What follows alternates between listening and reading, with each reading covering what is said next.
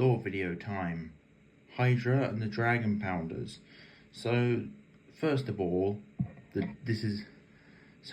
Hydra, I'll get to her in a moment. So the Dragon Pounders were a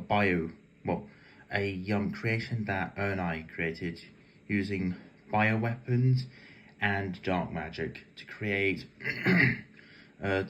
stone golems, which were supposed to follow his every command, which they did without question. However,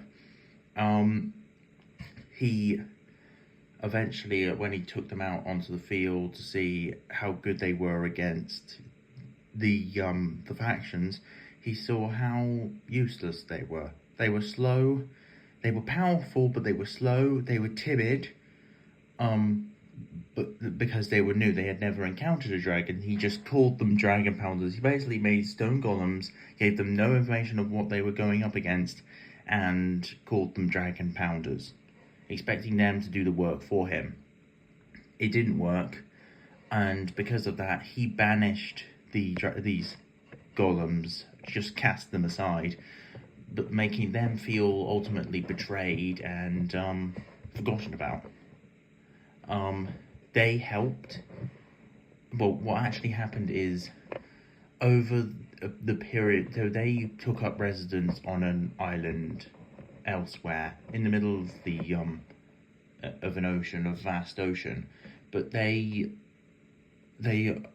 oversaw what they saw is they thought they saw a prophecy that their queen, their leader, would wash onto their island at their greatest time of need, which was a bit strange considering while they do have somewhat minds, they believed to have a vision of the future, despite them being a pile of rocks bound together by dark magic and bioweapon chemicals.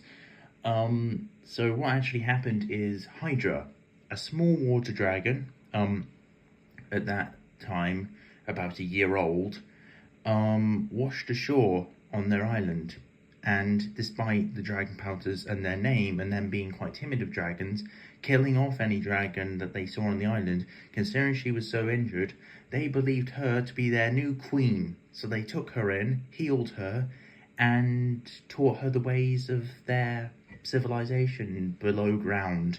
So Hydra, despite her, because she never knew her parents, she was lost to the ocean, never knew her parents very well. Sorry, I'm clearing my throat so much. What happened with her is she doesn't know much normal dragon language. She only knows the random orcish language that the Dragon Pounders know. And because of that, she acts as their queen, as they foresaw, and ultimately that led to her being their ruler and leader. The one in charge of the Dragon Pounders underneath of Hydra is one called Granite. He's the kind of second in command, and also the Royal Guard for Hydra. There are several Pounders. I plan on changing the name of them. I already have a name down, and their name gets changed in the faction series, but it hasn't been changed just yet. I plan on changing it soon.